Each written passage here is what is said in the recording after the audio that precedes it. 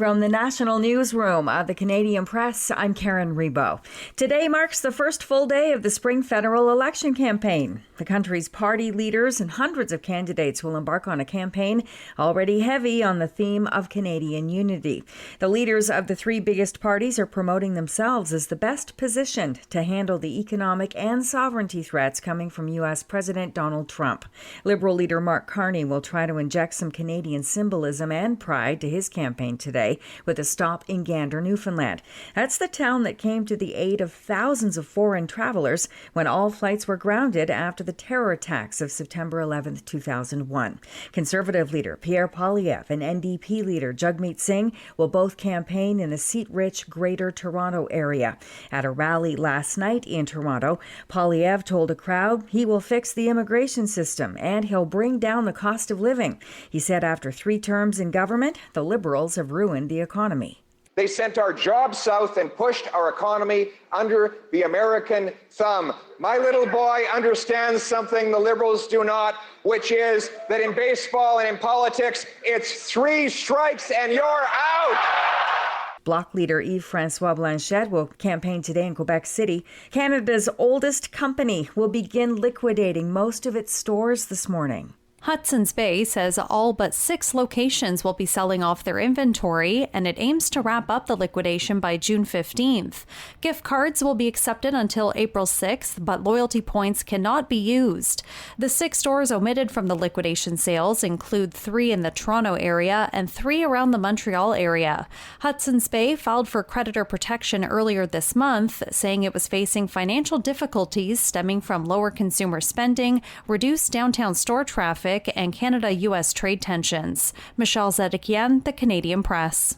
A new study in the Canadian Medical Association Journal found that almost half of people who died with inflammatory bowel disease in Ontario died before the age of 75. Researchers used artificial intelligence to analyze the data and found those premature deaths were associated with developing other chronic conditions, including arthritis, high blood pressure, kidney disease, cancer, or mental health issues by the age of 60. Lead author Dr. Eric Benchimol is a pediatric gastroenterologist, and he often sees some of these conditions in kids with IBD.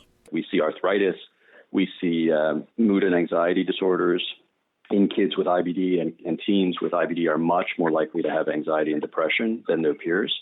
So that makes me worried.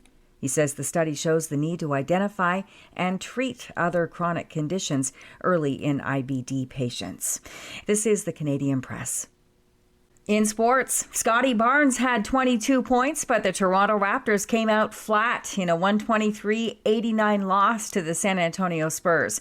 Barnes says the best he and his teammates can do is look ahead to Toronto's game in Washington, D.C. tonight. They came out there and punched us in the mouth. We got a game tomorrow, so that's the best thing about the NBA.